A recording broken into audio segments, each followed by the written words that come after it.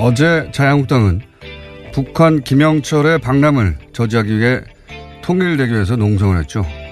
자유한국당 현재 입장은 이렇습니다. 살인마 김영철이 대한민국을 범했다.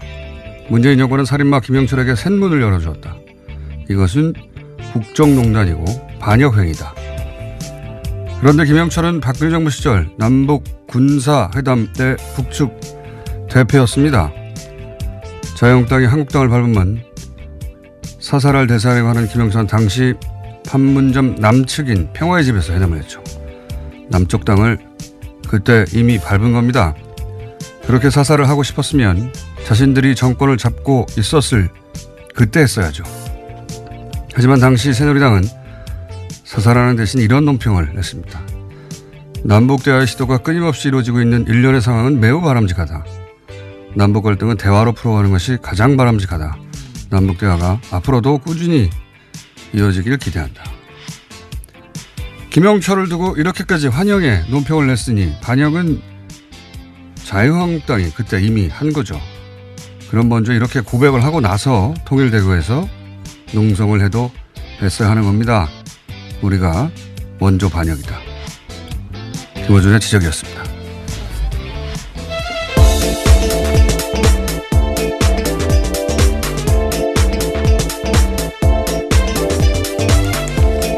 시사인의 김은지입니다. 감기는 어때요? 네, 좀 많이 나았는데 여전히 코맹맹이 소리가 좀 나네요. 코 맹맹이 좀 나은 것 같기도 해요. 목소리가. 울림이 있는 거죠. 별 차이가 없다라고 주장하시는 분들도 있습니다. 아니에요. 이 뭡니까? 비강에서 나오는 소리가. 울리는 소리가 더 낫다. 예, 감기에 좋은 점도 있네요. 자, 이 보수의 김영철 사살 프레임은 아주 재밌습니다.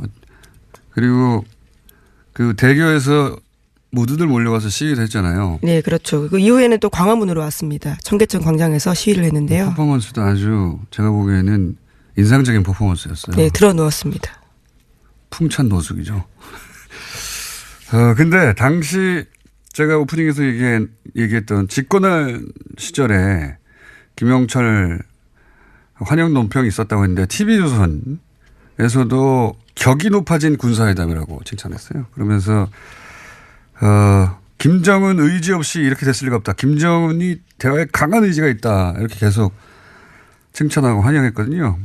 그리고 당시에 이제 황병서 인민군 총정치국장 명칭도 어려워요. 군사열 1위거든요. 황병서 최룡의 노동당 비서도 마찬가지고 황병서 당시 총정치국장은 아시안 게임 폐막식에 왔어요. 예, 네. 그랬죠. 그때 김무성 전 대표하고 웃으면서 악수하고 같이 사진 찍고 헤헤 웃고 있습니다. 예. 군복 입고 참석했어요. 군복 입고. 예. 지금 자유한국당이 논의되려면 연평도 포격의 책임자 황병서 즉각 체포해야 되거든요. 사살하거나. 하여튼 이 사안은 저희가 잠시 2부에서 여야 모두 한 분씩 모셔가지고 쟁점이 뭔지 한번 다뤄보도록 하겠습니다. 자, 첫 번째 뉴스는요. 네, 어제 평창 동계올림픽이 마무리되었습니다. 토마스 바흐 아우시 위원장 폐회식을 앞두고요. 결산 기자회견 가졌는데요. 이 자리에서 평창 동계올림픽이 대단히 성공적이다라고 평가했습니다. 선수촌과 경기시설에 만족하지 못하는 사람이 단 한 명도 없었다라면서요. 여러 이유에서 IOC는 평창올림픽에 크게 만족한다라고 이야기했고요. 뿐만 아니라 가장 하이라이트로는요. 바흐 위원장은 남북 공동 입장과 여자 아이스하키 남북 단일팀 출전을 꼽았습니다. 폐막식 때 칭찬해야죠. 칭찬해야 되는데 이 남북 공동 입장과 남북 단일팀 출전이 하이라이트라고 말하면 이건 종북이에요. 우리나라에서는. 우리가 하면 종북이 되는 건데. 근데 대체적으로 성공적이라는 평가가 많습니다. 보면 입장권도 초과 판매했다고. 예, 판매율을 넘어섰다라는 거고요. 이 초과 판매는 어떻게 하는 거예요? 그러니까 목표치를 초과했다라는 점이고요. 아, 그렇군요. 예, 그리고 이제까지 동계올림픽 역대상 최대 규모라고 합니다. 유료 관중도요. 그러니까요. 이건 예상치 못했습니다. 그리고 이게 이제 동계올림픽 하기 전에 동계올림픽 이전에 저기 하계올림픽도 그랬는데 이게 적자다 이런 얘기 계속 있었거든요. 올림픽 해봐야 시설만. 리우올림픽 같은 경우에 올림픽 끝나가서 시설이 폐허가 된 것도 계속 보도됐었는데 이번에는 흑자가 될 수 있을 것 같다 이런 얘기가 있어요. 예, 네. 조직위가 그렇게 밝혔는데요. 지난해 초만 하더라도 3천억 원의 적자를 예상했지만 지금은 세입과 세출의 균형 재정을 달성했다라면서요. 흑자 재정까지도 갈 수 있다라고 내부적으로 보고 있다고 합니다. 근데 이렇게 이제 올림픽이 실패할 것이다 혹은 실패하기를 바라는 것은 일본 보도가 가장 심했어요. 일본 관련 보도를 주기적으로 저도 챙겨봤는데 역대 최악의 올림픽이다. 이런 보도는 우리나라에서는 없었고 전 세계적으로 없었는데 일본에서만 많이 있었습니다. 역대 최악이다. 그리고 뭐 얼어 죽는다 가면 이런 보도하고 이상한 보도 많았어요. 근데 그리고 뭐 남북 공동 입장이나 그 단일팀 논란에 대해서 적극적으로 우리 보수와 같은 입장 이해를 같이 하는 보도가 많이 있었고 우리 보수와 이 아베 정권이 올림픽에 대해서는 입장이 매우 유사했다.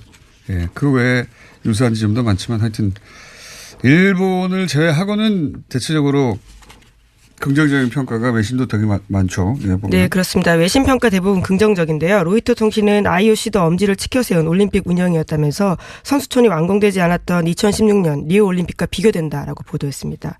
또 타임지도요. 훌륭한 빙질과 설질 덕에 경기장에서 신기록이 쏟아졌다면서 한국이 오랫동안 애쓴 결과다라고 했고요. 미국 CNN은 미래 기술이 집결된 올림픽을 목격했다라고 했습니다. 이게 이제 제가 보기에는 먹고 자는 것을 불편하지 않게 만들어주는 게 큰 힘이라고 봅니다. 왜냐하면 각종 올림픽 때 뭐 앞에는 칭찬하고 뒤에는 뭐라고 할 때 항상 나오던 게 먹고 자는 문제였거든요. 선수들의 워낙 다양한 국가에서 다양한 그 어떤 식성과 그렇죠. 또는 뭐 먹는 음식, 못 먹는 음식도 다 나라마다 다르잖아요. 네, 이번에 선수촌에는 메뉴판이 18페이지에 달했다라고 하는데요. 요리사 180여 명이 한식, 양식, 할랄푸드까지 다양한 음식을 이걸 제공했다고 합니다. 먹는 걸 잘해줘야 돼요, 선수들한테. 네, 폭스뉴스가 칭찬한 부분입니다. 이렇게 먹는 걸 잘해주면 불만이 없습니다. 먹는 걸 아주 잘해줬다고 그러고. 근데 이제 이걸 보면서 저는 무슨 생각이 드냐면, 우리도 이번에 여러 종목에서 처음 본 봅슬레이 메달 딸 줄 누가 알았어요? 그렇죠. 예. 스켈레톤은 뭐 전망도 있었지만, 그 외에도 컬링도 그렇고. 네, 새로운 재미를 느꼈습니다. 그러면서 이런 종목이 가진 재미에 눈을 떴잖아요. 이제 아시아 국가들이. 근데 이 동계올림픽은 대부분 장비가 있어야지 하는 종목이 많아요. 그 시설도 그냥 되는 게 아니잖아요. 봅슬라이 그렇죠. 어떻게 탑니까? 설상, 빙상 다 예. 필요하죠. 그래서 아시아 국가들이 기후도 그렇기도 하지만 그 설비도 없고 그래요. 저는 아쉬웠던 게 동계올림픽 볼 때마다 아쉬웠던 게 우리 일본, 중국 정도를 제외하고 그것도 쇼트트랙 정도를 제외하고는 다른 종목들에서 메달이 안 나오잖아요. 저는 이번 기회에 아시아 동계올림픽 메카로 평창을 만들면 어떨까. 그래서 아시아 봅슬레이 센터, 아시아 스켈레톤 센터, 아시아 컬링 센터에서 아시아 선수들을 겨울마다 이렇게 모아서 대회하고 물론 아시안 동계 아시안 게임도 있지만 네, 지금 유치하겠다라고 밝힌 바가 있는데요. 최문순 강원도지사가. 최문순 지사 신났겠죠, 이제. 제일 신난 분 중에 한 분이겠죠. 근데 어쨌든 그래서 저변을 좀 넓혀서 아시아 선수들도 이런 스포츠의 재미를 좀 느꼈으면 좋겠어요. 예. 보니까 관심을 가지니까 재밌더라고요. 아주. 예. 그전엔 특히 컬링. 네, 그렇죠. 그거 왜 하나 싶었거든요, 맨날. 굉장히 드라마틱했습니다. 아니, 이게 그 이전의 올림픽 때는 우리하고 상관이 없다 보니까 저거 왜 하나, 저 쓸데없이 바닥질 저거. 네, 청소하는 것 같고, 굉장히 무의미한 게임 같았는데, 역시 재미를 아니까, 예. 즐거움을 몰라서 그랬던 거예요. 다른 종목들도 마찬가지일 텐데, 하여튼 아시아 저변을 넓히는 메카로 만들면 어떨까, 그런 생각을 혼자 했습니다. 자. 그리고 이 북한 대표단 또 미국 대표단 소개 잘 알려지지 않았지만 대미 라인, 대북 라인이 같이 포함되어 있다고 해요. 네, 그죠? 네, 어제 김영철 북한 노동당 중앙위원회 부위원장 겸 통일전선부장이 방남을 했는데요. 그래서 어제 폐막식 자리에 함께 앉았습니다. 이 자리에는 최강일 외무성 북미국 부국장이 포함되어 있다라고 하는데요. 고위급 대표단이 나와서 이번에 미국과의 대화를 하겠다라는 신호를 보인다라는 겁니다. 그러니까요. 이방카는 북한을 만나지 않겠다라고 공개적으로 얘기했지만 이방카는 만나지 않겠다는 거지. 지난번 펜스 부통령의 대실패, 사실 이거 대실패였거든요. 외신들도 외교는 대패했다, 미국이 완패했다, 뭐 이런 식의 평가도 많았고, 펜스 부통령이 돌아가서 비판도 많이 받았죠. 예. 그렇게 촌스럽게 세련되지 못하게 했었어야 하느냐 메시지 전달을. 근데 이번에 미국 대표단에 만약에 정말로 북한하고 아무 상관이 없었으면 포함되지 않았을 인물들이 있어요. 네, 앨리스 누커 미국 NSC 한반도 보좌관을 포함해서요 여러 명이 들어와 있습니다. 그러니까요. 북한에도 보면은 최강일 외무성 북미국이거든요. 북미국 담당자예요. 육자회담 때도 했던 이런 사람들이 라인업이 돼 있는 거 보면 이방카는 페인트 모션이고. 만약에 대북 관계, 북미 관계 문제에서 보자면 실제로는 이들이 만난다는 얘기하지 않고 비공식으로 접촉하지 않겠는가. 그렇지 않다면 이런 라인업들이 각각 북한과 미국에서 이렇게 쭉 왔을 이유가 없지 않습니까? 예. 네, 또 김영철 부위원장 방남도요. 미국의 제재 대상인데도 불구하고 왔기 때문에 한국 정부와 미국이 협의했다라고 알려져 있습니다. 그러니까요. 그러면서 트럼프는 최대 규모 제재를 얘기했어요. 그래서 우리 언론들이 최대 규모 제재를 열심히 보도를 했는데 근데 진짜 보도할 내용은 그게 아니고 트럼프 대통령이 뭐라고 그랬냐면 연설에서 사실대로 말하면 희망하건대 긍정적인 일이 일어날 수 있다. 네, 그런 이야기도 함께 던졌습니다. 최대 규모 제재를 얘기하면서 뒷부분에서 뜬금없이 이런 말을 했어요. 지켜보자. 제가 보기에는 이런 협상단을 대북 라인 또 북한에서도 이렇게 대미 라인을 보낸 것이 이미 이야기가 됐고 진도가 나갈 수 있다. 그래서 오히려 최대 규모 제재를 일부러 발표한 것이다. 뜬금없는 타이밍이거든요. 네, 어제 문재인 대통령과 만난 김영철 부위원장도 북미 대화에 충분한 용의가 있다라고 밝혔다고 합니다. 그러니까요. 우리가 모르는 사이에 뭐가 진행이 물밑에서 됐나 봅니다. 그리고 이제 생각해보면 과거에 지금 김영철 사설 얘기 나오는데, 아웅산 폭파 같은, 그런 사건 뒤에도 대화를 했죠. 남북이 대화를 했습니다. 그래서 장세동 안기부장과 박철원 특보가 북한을 가서요, 김일성을 만나기도 했었습니다. 자, 그리고 다스 뉴스도 마찬가지로 쏟아지고 있습니다. 네, 이명박 전 대통령이 삼성의 다스 소송비 대납 관련 보고를 받았다라고요. 그런데 문건을 검찰이 확보했다고 오늘 아침 조선일보가 보도했습니다. 김백준 전 총무기획관이 보고한 내용이라고 하는데 검찰이 확보한 문건 제목은 VIP 보고입니다.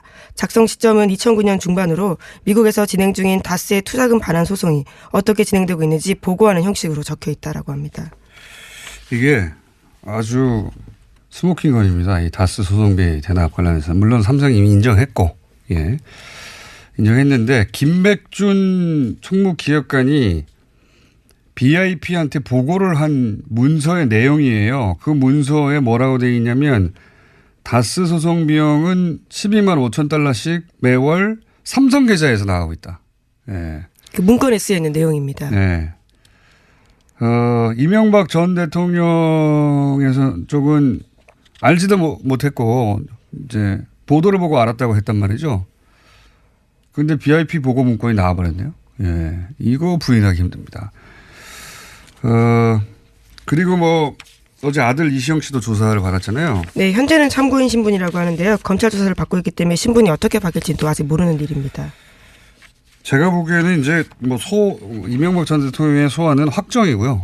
남은 가장 큰 갈림길은 그거겠죠. 구속 기소하냐, 불구속 기소하느냐. 네, 오늘 아침 한국일보에 따르면요, 구속 기소로 검찰이 보고 있다는 식의 내용도 있습니다. 그런데 이건 검찰이 이제 검찰 나름의 정무적 고민을 할 거예요. 왜냐하면 전 대통령과 전 대통령이 두 명이 동시에 구속된 역사가 우리나라에 없거든요. 다른 나라에도 드문 역사라고 봅니다. 있는지 없는지 제가 찾아봐야 되겠지만 이런 일이 일어나기가 정말 어렵죠. 그래서 검찰은 정무적 고민 혹은 판단, 이거 도대체 사안으로는 당연히 구속이죠. 사안으로는. 사안 놓고 보면 뭐 명백한데, 근데 저는 검찰이 그런 고민을 하면 안 된다고 봅니다. 그런 정무적 정치적 고민을 검찰이 왜 합니까? 그냥 원칙대로 하면 됩니다. 이런 고민을 할 필요가 없이. 예. 저는 그렇게 생각이 들고요. 예. 네, 또 해당 문건을 유출한 혐의를 받고 있는 전 청와대 행정관에 대해서는 구속영장이 기각됐다라고 합니다. 그리고 이제 네이버에 제 이름도 지금 검색어에 쫙 올라와 있고. 네, 갑자기 먼저 그 이야기를 한 예. 아니, 제가 뉴스에 소재가 됐기 때문에 예, 미투 운동 관련해서 자체 민의를 좀 짧게 해야 되겠어요. 지난번에 옵션 열기처럼. 조선일보도 아주 재밌는 제목. 김어준 미투 진보적 문정부 지지자 분열 공작 이렇게 뽑았어요. 조선일보 아주 신났어요. 예. 그래서 자체 민의를 스스로 인터뷰하는 것으로 이런 제목은 제가 마치 미투 운동의 공작이다. 이렇게 말한 것처럼 모략하는 그런 뉘앙스로 보도하는 매체에 있어요. 의도적으로. 진보는 성폭력을 눈 감아줘야 된단 말인가. 뭐 이렇게 연결되기도 하고. 제가 그렇게 말했을 리가 있습니까? 예.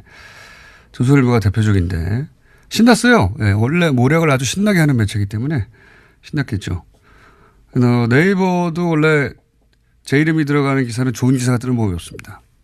검찰 출두 이런 건 놨듯이. 네이버도 신났고. 예. 검색어도 이렇게 아침부터 네이버가 올려주는 경우는 처음 봤네요. 예. 근데 신나할 게 없어요. 예. 이건 제가 원했던 상황이고. 생각보다 빨리 왔지만 좀 뜻대로 해서 고맙습니다.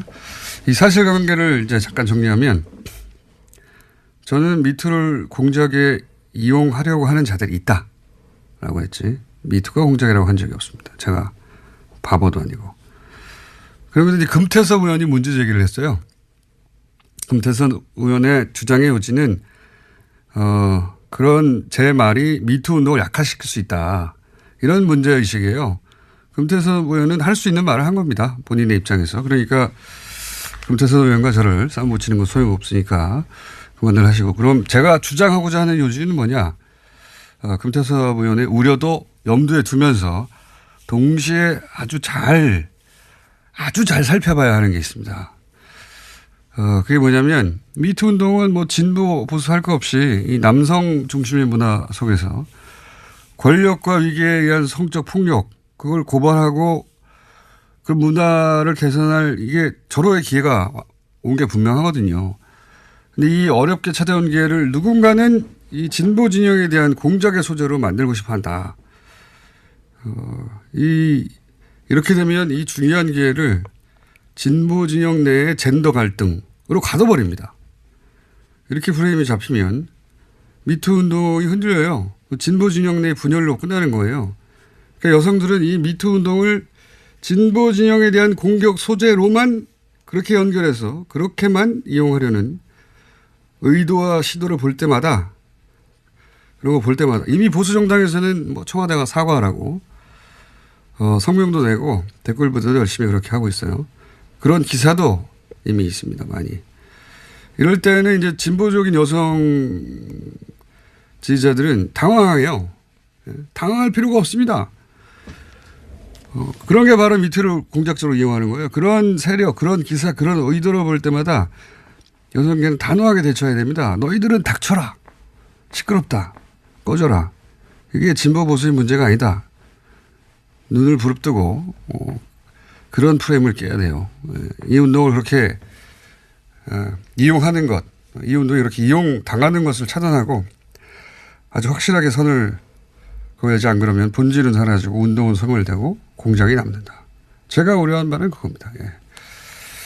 제가 왜 이런 말을 이 타이밍에 했는지는 뉴스공장이 제 개인의 매체가 아니기 때문에 제가 개인적으로 하는 팟캐스트에서 자세히 다시 이야기로 하고 여기까지만 하겠습니다. 미투 하니까 또 하나 생각나는데 지난주 뉴스룸에 JTBC에 박은정 검사가 출연을 했어요. 예.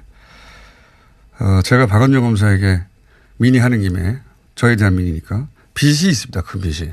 뭐냐면 낙검수 시절에 나경원 의원의 남편인 김재호 판사가 나경원 의원 비방글을 올린 네티즌을 조속히 기소해달라고 청탁했다. 이런 주장을 한 적이 있습니다. 그래서 나경원 의원이 허위사실 유포로 저희를 고발했어요. 예. 그러고 보면 정신 요지경입니다. 제가 나경원 의원과 참 여러모로 악연인데 같은 방송을 하고 있지 않습니까 요즘. 예. 요지경이에요. 근데 그때 저희를 살린 게 박은정 검사예요. 예. 당시 인천지검 소속이었는데 박은정 검사가 공안수사팀에 자신이 김 판사로부터 조속히 검토해달라는 전화를 받았다고 말을 합니다. 그렇게 말을 해달라고 저희가 부탁한 게 아니에요. 이명박 시절인데 현직 검사인데 어떻게 나서서 해달라고 부탁을 합니까? 그래서 이제 검찰에 끌려다니겠구나 했는데 체포영장 얘기도 그때 나왔었습니다. 근데 박은정 검사 본인이 나서서 공안수사팀에 당시 이 사건을 수사하던 그 말을 한 거예요. 내가 그런 전화를 받은 적이 있다고. 그래서 저희가 살아났어요. 박은정 검사는 그 말을 하고 사표를 냈죠. 나중에 반려되긴 했는데 크게 문제가 돼서. 그래서 제가 이제 뭐 한 달인가 있다가 박은정 검사 만나서 고맙다고 인사했어요. 커피 한 잔 사드리고. 커피 한 잔만 사드렸습니다. 고기를 한번 사드려야 되겠다. JTBC 보도를 보면서. 이 잊혀진 이야기인데, 예. 갑자기 고맙다는 말을 못해서 공개적으로 다시 한번 드립니다. 자, 오늘 여기까지 하겠습니다. 감사합니다. 네, 김은지였습니다. 모닝똥? 제겐 사치였죠. 내가 토끼인지 토끼똥이 나인지 내가 변을 본 것인지 변을 당한 것인지 나는 바나나이고 싶다. 간혹 구렁이이고도 싶다. 아, 큰일 났네. 이거 이러면 다 죽어. 미궁 대장사랑! 빅똥의 추억 미궁 대장사랑이 찾아드립니다. 혈중 콜레스테롤 개선과 배변 활동에 도움을 주는 건강기능식품입니다. 검색창에 미궁 대장사랑. 골반 잡자 바로 잡자 바디로직, 허리 통증 바로 잡자 바디로직, 몸매 교정 바로 잡자 바디로직, 자세가 좋아지는 골반 교정 타이즈 바디로직. 검색창에 골반 교정 바디로직. 삐딱한 남성 골반 허리에도 역시 바디로직입니다. 바디로직의 효과를 못 느끼셨다면 100% 환불해드립니다. 자세한 환불 조건은 홈페이지를 참조하세요. 이거 차량용 핸드폰 거치대야? 응, 조인트라고 투임에서 새로 나왔는데 얼마나 편한지 몰라. 동생은 인터넷 강의 볼 때 태블릿 거치대로 쓰고 우리 엄마는 요리할 때 레시피 보는 용도로 쓰기도 해. 조인트라고? 응, 우리 아빠는 골프 스윙 연습할 때도 셀카 거치대로 쓰시던걸? 그러면 나도 헬스할 때 셀카 거치대로 쓸 수 있겠네. 1, 2, 3 할 때 투, 힘 세다 할 때 힘, 투, 힘. 네이버에 투 힘을 검색해보세요. 혼자 먹고 싶다. 지금도 고기를 먹고 있지만 더 간절히 먹고 싶다. 젠장, 삼겹살은 왜 이렇게 비싼 거야? 캠핑을 왔다. 싸구려 냉동 삼겹살에서 질질 물이 흐르고 있다. 젠장, 도대체 왜 싸고 맛있는 고기는 없는 거야? 모두가 반한 최고급 수입육 어준 미트. 300g 소포장으로 더욱 편리한 어준 미트. 인터넷에서 어준 미트를 검색하세요.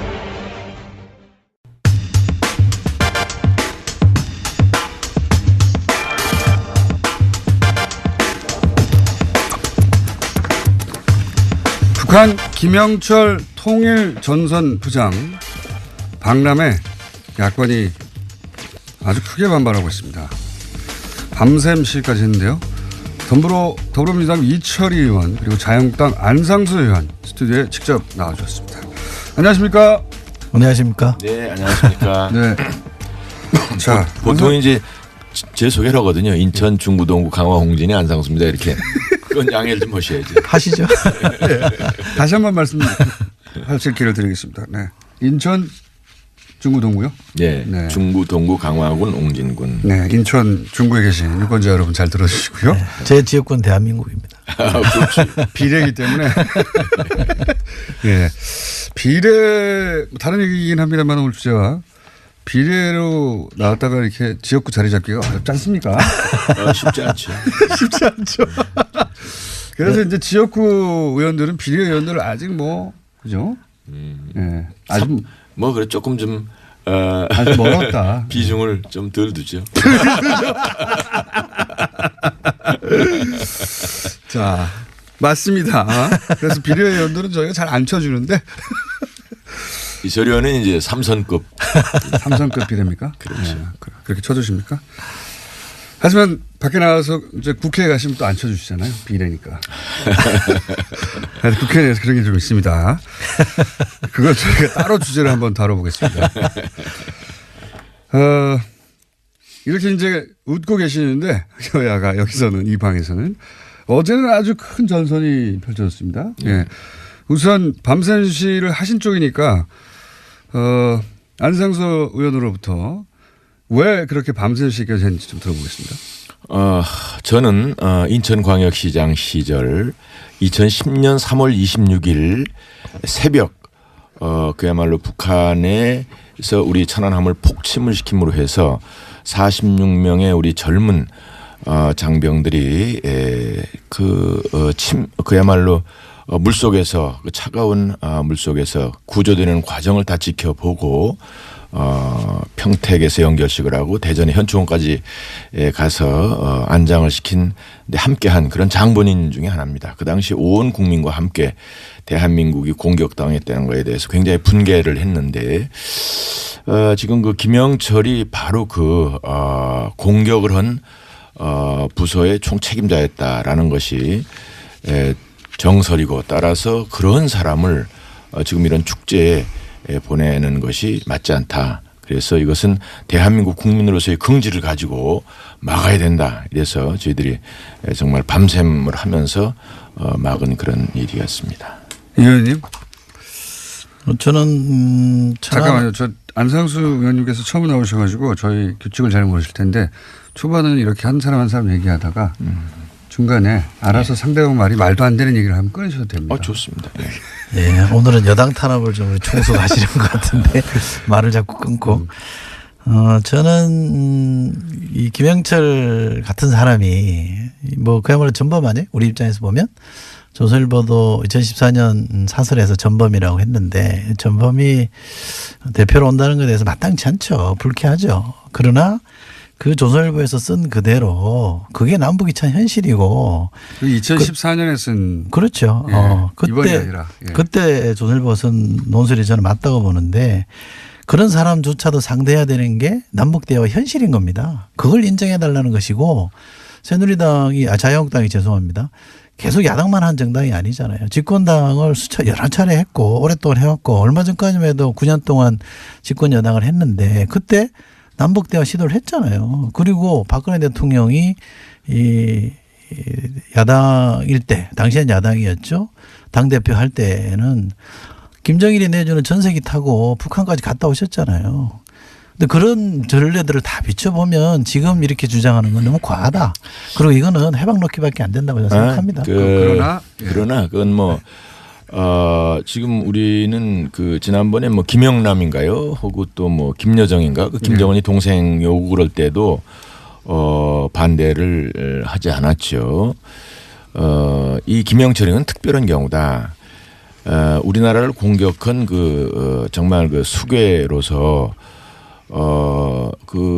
도저히 받아들일 수 없다는 것이고 2014년에 했다는 것은 그것은 이제 그쪽 북측에 말하자면 저 대표로 판문점에서 만날 때니까 그때는 뭐 그쪽에서 보내는 거에 대해서 뭐 보내고 뭐 그쪽 대표에 대해서까지 우리가 뭐 또 평가를 할 수가 없는데 이번은 우리가 평창올림픽을 20년에 걸쳐서 삼수를 해가지고 정말 우리 국민들의 온 정성을 모아서 세계인의 축제를 한 것인데 여기에 세계의 우리나라의 위상을 드높이고 우리 젊은이들이 세계로 뻗어나가는 기상을 다시 한번 확인하고자 하는 그야말로 88올림픽은 우리 산업화의 꽃이었다면 이것은 세계화의 하나의 중요한 흐름 속에 있는 건데 이것을 괜히 그런 북한의 전쟁범을 정말 축제의 한마당에 그것도 마무리 짓는 데 갖다 세운다는 것은 아주 적절치 않죠. 우리 대통령께서 그 김정은이가 그런 결정을 해서 내려보내더라도 안 된다라고 단호히 거절하시고 다른 사람을 보내라. 평화의 상징이 될 만한 사람을 이런 것이 더 적절했다고 봅니다. 그 대통령께서 대승적으로 좀 수용할 필요가 있다는 말씀을 하셨는데 그는 지금 말씀하신 그런 문제의식을 갖고 임했기 때문에 저는 그렇다고 생각합니다. 오늘 대화가 너무 평화적이지 않습니까? 평화적으로 해야죠. 네. 예. 너무 평화적으로들 하셔가지고 제가. 제가 이런 질문을 좀 다시 드리고 싶어요. 물론 새누리당의 자유한국당의 문제 제기에 대해서 뭐 전적으로 다 옳지 않다 이렇게 말할 수는 없습니다만 제가 좀 지적드리고 싶은 것은 천안함 폭치 뭐 누가 봐도 북한이 한 거 아닙니까? 그 주역이 만약에 김영철이라고 한다면 당연히 문제 제기할 수 있는 거죠. 그렇다면 연평도 포격의 주역이 누굽니까? 황병수 아닙니까? 그 황병수 아시안게임 때 왔을 때 악수하고 국회 왔을 때 크게 웃으면서 환영한 사람들이 김무성 대표 아닙니까? 그분이 지금 무슨 투쟁위원회 위원장이잖아요. 그렇잖아요. 그러면 이건 앞뒤가 안 맞는 거 아닙니까? 정당이라는 게 공당이고 집권까지 했던 정당이라면 일관성이 있어야 되는 거죠. 그때는 되고 지금은 안 된다? 그게 무슨 논리가 그렇습니까? 경우를 따져봐야 되는 거죠. 집권해봤으니까 지금 시장도 해보셨으니까 남북 관계를 풀어야 되는 이 숙제는 누구나 지고 있는 숙제 아닙니까? 그러면 이거 어려운 숙제인 거 알면 문제는 제기하되 그러나 크게 봐서는 도와줘야 되는 게 맞는데 이거는 거의 뭐 깽판 놓자는 거 아닙니까? 그것은 우리가 김영철이기 때문에 반대를 하는 것이지 그 이외에 누구도 괜찮다 뭐 이런 입장이라고 볼 수가 있습니다. 아 그래요? 근데요. 김영철만 안 되고 근데요. 잠깐만. 저희를 그 말씀 끊어서 죄송합니다만 이게 칼 폭파나 연평도 표격이나 천안함 폭침이나 수계는 누굽니까? 김정은 아닙니까? 물론. 수계는 괜찮고 그 밑에 있는 졸계는 안 된다는 겁니까? 수계는 만났잖아요. 그러나 비밀 회담 했잖아요. 그것은 전세기 줬잖아요. 그것은 근데 무슨 그런 거는 예가 됩니까? 일종의 이제 그 상황에 따라 다르다는 거죠. 그러니까 내 얘기는 아니 그 상황이 자유한국당에 처한 상황이면 안 되죠. 아니 이게 지금 그야말로 우리나라가 세계인을 모시다 놓고는 축제에다가 전쟁광을 마무리하는 데서 직접 우리나라를 공격한 군인의 그 경찰의 총수 그런 사람을 보내는 거에 대해서 우리가 반발하는 것이고 잘못하면은 이것이 김정은이한테 이거 한국은 우리 대한민국은 다 지네들 하는 걸 환영하는구나 이래서 어느 날 갑자기 밀고 들어올 수도 있는 그 전에 김일성이 전쟁을 일으킬 때 6.25 때 얘기입니다만 전쟁을 일으키면 남한에 있는 좌파 세력들이 전부 다 봉기할 걸로 생각했다는 거 아니에요. 지금도 그런 사인을 오판을 할 수 있는 사인을 주지 않을까 나는 그게 큰 걱정입니다. 저는 그 자유한국당이 이번 올림픽에 대해서 처음부터 의기장을 놓지 않았다면 평양올림픽이니 뭐니 우리나라에서 벌어지는 이 올림픽을 평화의 제전으로 만들려고 하는 노력에 찬물을 끼얹지 않았다면 많이 도와주고 같이 하는 속에서 이런 문제 제기를 했다면 제가 100배 양보하면 이해할 수 있습니다. 처음부터 이 올림픽에 대해서는 시비를 걸었잖아요. 그리고 올림픽 우리 선수들이 얼마나 선전했습니까? 그거 통일대회 가서 연전홍성할 때 우리 컬링 선수들이 시합하고 있었습니다. 그 응원했으면 금메달 땄을 거예요. 그 처음에 우리가 계속 춤을 췄잖아요. 그리고 지금 평창올림픽 기간 중에 그렇게 시비 걸면 안 되죠. 정쟁을 안 하겠다 해서 일체 우리도 모든 그런 부분에 대해서 협조를 하고 그랬는데 이번에 김영철 건에 대해서만큼 도저히 용서할 수가 없다. 이것은 잘못하면 북에도 사인을 잘못 주는 것이고 또 우리의 우방 UN 우리를 지금 지지해서 북한을 압박하고 북한을 비핵화를 유도하려고 하는 그러한 우방들에도 잘못된 사인을 주겠구나. 우리 대한민국이 북한 편에 서가지고 세계적인 이런 제재를 혹은 이런 우리가 북한에 대해서 압박하려는 여러 가지 이런 것에 대해서 우리 측에서 대한민국에서 또 혹은 문재인 대통령이 김을 빼는 거 아니냐 이런 그 오해를 줄 수 있게 충분하지 않느냐. 그래서 우리가 대한민국이 그렇지 않다는 걸 보여주려고 하는 그런 몸부림이었다. 이렇게 해석하는 것이 더 나을 겁니다. 저희가 그 대북 압박의 국제 공조는 한치의 틈도 허용치 않겠다는 것은 분명하게 밝혔고요. 미국하고도 저는 그렇게 긴밀하게 대화를 통해서 보조를 맞추고 있다고 봅니다. 우리가 김영철이 온다 그랬을 때 미국이랑 대화 없이 협의 없이 받아들인 건 아닌 거거든요. 그러니까 충분히 협의를 통해서 하고 있기 때문에 그것도 어느 정도 문제제기는 할 수 있지만 지나치게 나가면 저는 안 된다고 생각하고요. 저는 사실은 정치를 뭐 오래 하지는 않았습니다. 이렇게도 자유한국당이 왜 저럴까라는 의문을 기본적으로 갖고 있었는데 상식적으로 납득이 안 되거든요. 그렇다면 제 해석은 뭐냐면요.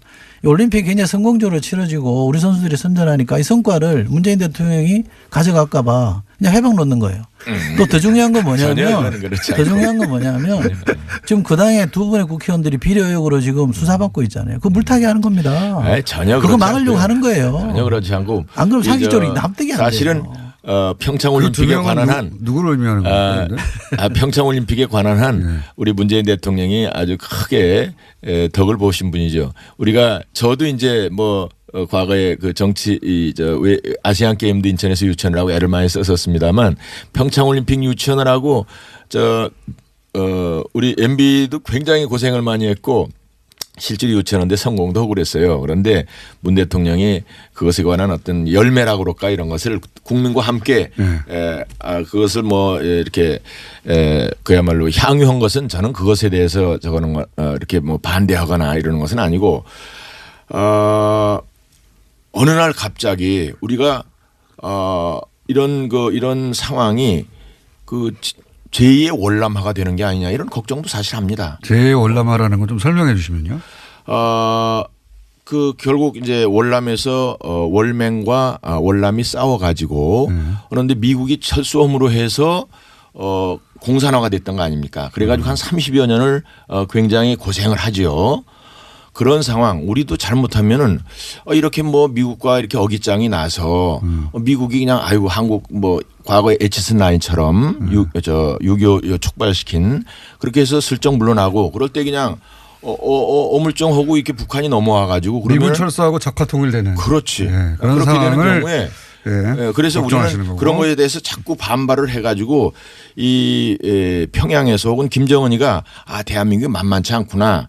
자기들이 뭔가 우리가 요구하는 것을 들어줘야 되겠구나. 적어도 비핵화를 가지고 대화를 출발하고 그래서 남북통일이 정말 돼도 그렇게 돼야 되겠구나 하는 것을 우리가 가르쳐 주지 않으면은 이렇게 슬슬슬슬 하다 보면 환영하는 것처럼 지난번에 뭐 대통령께서 그냥 그 북에서 온 사람들은 얼마나 그렇게 표정이 그냥 한 30년 만에 만난 오누이처럼 뭐 그렇게 하셔서 좋습니다. 같은 민족이니까. 북한이 착각할까 봐 걱정하시는. 저는 이렇게 생각합니다. 전쟁을 막기 위해서 우리가 대화를 하는 거고요. 북한을 우리가 환영할 일이 뭐 있겠습니까? 북한의 존재 자체가 대한민국 헌법에 위반됩니다. 그렇기 때문에 우리가 용인할 수 없는 거죠. 그러나 정치는 현실이니까 대화를 통해서 긴장을 낮춰야 되는 겁니다.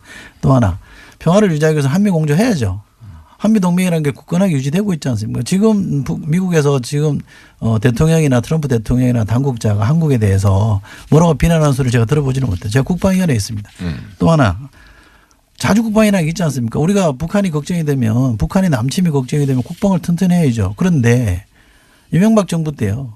국방 예산이 증가율이 반토막이 났습니다. 노무현 정부 때 해마다 8.9%씩 올려서 평균. 그런데 이명박 정부 때 5.2%로 뚝 떨어졌습니다. 박근혜 정부는 더 합니다. 4.9%로 떨어졌어요. 저희는 문재인 대통령이 그렇게 안보 약하다고 하는 문재인 대통령은 핵잠수함도 도입하겠다고 그러고 미사일 중량 풀었잖아요. 수건 사업인 거 풀었잖아요. 그런데 그렇게 국방에 대해서 턴질하고 있는 우리 보고 북한을 무슨 환영한다고 얘기하고 맨날 노크 기순이 뭐니 구멍 안보 구멍은 다 난 사람들은 마치 안보를 지킨다고 하면 이런 어불성설이 어디 있습니까? 우리는 일단 핵의 균형에 관해서 얘기를 하는 겁니다.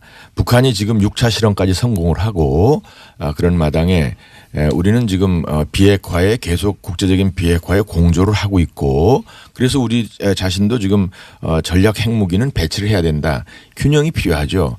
그 최대 방어를 하는 것이 방어력을 가지고 있는 것이 결국 평화에도 도움이 되는 것이기 때문에 그렇게 하자는 것이고 또 그것이 안 되는 상황에서는 지금 북한은 비핵화를 전제로 협상을 하고 평화를 주장하고 나와라 그런 뜻입니다. 저희가 비핵화를 계속 주장하고 있고요. 이 논란과 관해서 제가 꼭 좀 지적하고 싶은 게 하나 있습니다. 김무성 전 대표가 악수를 하면 대통령 취급을 안 하겠다 이런 말씀을 하셨어요. 한나라의 대통령으로 인정하지 않겠다. 취급이라는 단어를 썼습니다. 한나라의 대통령이 인정하고 완화가 야당 정치인 한 명이 결정할 일입니까? 국민이 표로 뽑은데 그건 뭐 할 수 있는 얘기가 넘어선 거 아닙니까? 이렇게 대중 연설을 하다가 조금 앞서 나간 걸로 봐야지. 뭐 저도 그 자리에 있었습니다만 전후 맥락으로 보면 아니, 이분은요. 그냥 그것을 좀 비판적으로 얘기한 것이고 약간 이게 레토릭이 불과하다. 레토릭이죠. 그 원고 보고 읽은 건 아니에요. 노무현 대통령에 대해서도 막말했던 분이에요. 전력이 있으신 분입니다. 일국의 대통령 이렇게 대하면 안 되죠. 우리도 아니 예를 들면 모든 연사가 가서 보면 나도 유심히 들었는데 문재인 대통령에 대해서는 깍듯이 왜냐하면 말을 막 하다 보면은 뭐 그냥 반말도 나오고 이럴 수가 있는데 문재인 대통령에서는 그렇게 한 건 사실이고 그 이제 김무성 대표가 조금 약간 격앙이 돼서 그런 표현을 한 것은 사실인데 원고를 읽은 건 아니에요. 예를 들면 우리 안상수 의원님이 인천시장 하셨잖아요. 인천시장 하고 있는데 당시 야당 시의원이 당신을 시장으로 인정 못하겠다 그러면 저 인천 시민의 권리를 침해한 거 아니에요? 물론인데 이제 그렇게 공격하는 사람들도 있긴 하죠. 사과해야죠 그러면. 당을 대표한 사람이 그렇게 얘기하면 안 되죠. 근데 이 논리는 제가 한번 다시 여쭤봐야 되겠습니다. 의원님. 뭐냐면 그 남북 군사회담은 어쩔 수 없지만 근데 이 축제인 올림픽에 참석하는 거는 완전히 다른 일이다. 근데 2014년에 황병서도 아시안 게임에 참석했거든요. 폐막식에. 이건 또 어떻게 다른 겁니까? 뭐 일단 아시안 수준이기 때문에 괜찮나요? 굳이 따지자면 어떤 그 희생의 차이라고 볼 수도 있겠고요. 연평도와 천안함에 뭐 굳이 따지자면 뭐 이제 그런 게 있을 수 있고 또 이번에 어떤 그 성격에 있어서는 이게 잘못하면 처음서부터 끝까지 그 당시는 그게 마지막 날 왔었거든요. 폐막식만. 근데 이건 처음서부터 끝까지 그냥 우리가 환대하고 뭐 그래서 지금 요번에는 뭐 선수뿐 아니라 응원단서부터 무슨 예술단서부터 해가지고 선수는 그냥 연합운명인데 뭐 한 700~800명이 왔다 갔다 하지 않았어요. 그러니까 이런 판이니까 마지막까지 이렇게 해서는 안 되지 않느냐. 결국 대한민국의 자존심을 세워놔야지. 이것도 다 기록이니까. 이게 도대체 그리고 하나의 그 역사니까.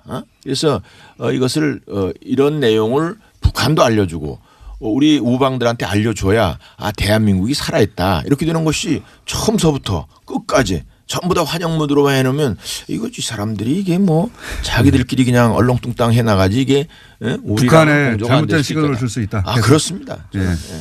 똑같은 범죄자인데 5년형 받은 사람하고 10년형 받은 사람을 다르게 대접해야 된다는 거는 죄송합니다. 그것도 좀 설득력이 없는 것 같고요. 저는 군사회담은 된다. 저는 군사회담이면 더 안 되는 거 아닌가요? 차라리 평화의 제전이니까 이런저런 험이 있더라도 좀 받아들여서 우리에게 도움되는 평화로 쪽으로 가려고 하는 노력은 그럴 수 있으나 군사회담이야말로 군사적 문제를 다루는 팽팽한 긴장의 상황이면 파트너가 더 중요한 거 아닌가요? 우리가 이제 걱정하는 것은 전범이 나와도 되고 올림픽에 오면 안 된다.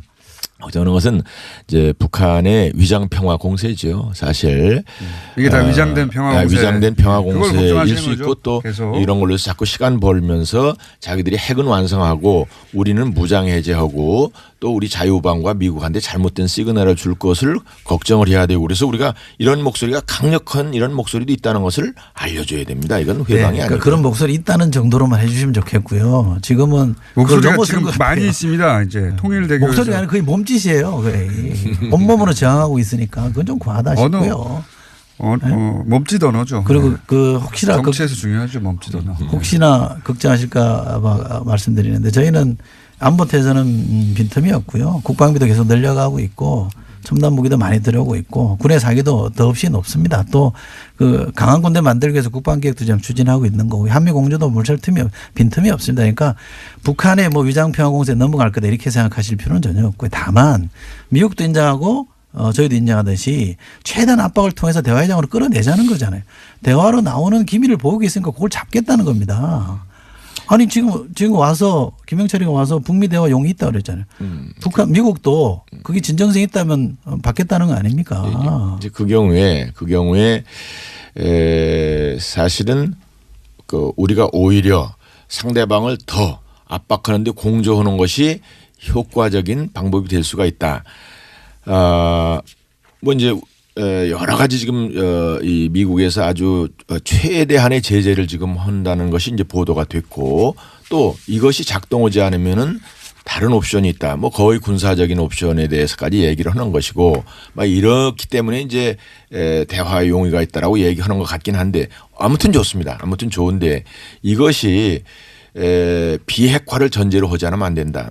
우리가 이제 지난번에 좀 실망을 한 것은 대통령께서 김여정 등 그때가 실세인데 그때 왜 비핵화에 대한 것이 한마디도 없었을까 이런 것에 대한 그 걱정을 하는 거 아니에요. 진정성이 있어야 되거든요. 괜히 립서비스나 하고 그림만 나와서는 안 된다. 이런 차원에서 걱정을 하는 겁니다. 예, 이제 문제 제기는 자유한국당이 충분히 했으니까 이제는 국회로 돌아오셔서 국회에서 논의하고 산적한 과제들을 풀어야죠. 민생이 지금 급하다고 하지 않습니까? 문제 제기 충분합니다. 이쯤에서 이제 정상화하죠. 아마 그렇게 될 겁니다. 다만 너무 쉽게 동의해 주시니까. 이제 다만 오늘 오후 3시에 우리가 청계광장에서 수십만 명을 모시고 거기까지만 하고 보고를 하고 우선 그다음에 판단을 할 겁니다. 수십만 명 다 나오기로 약속됐나요? 이따 보십시오. 기대하겠습니다. 자, 오늘은 저희 2부답지 않게 약간 심심하게 진행됐습니다. 이철희 의원, 안상수 의원이었습니다. 감사합니다. 고맙습니다. 제가 이철희 의원을 좋아하다 보니까 이게 죄송합니다.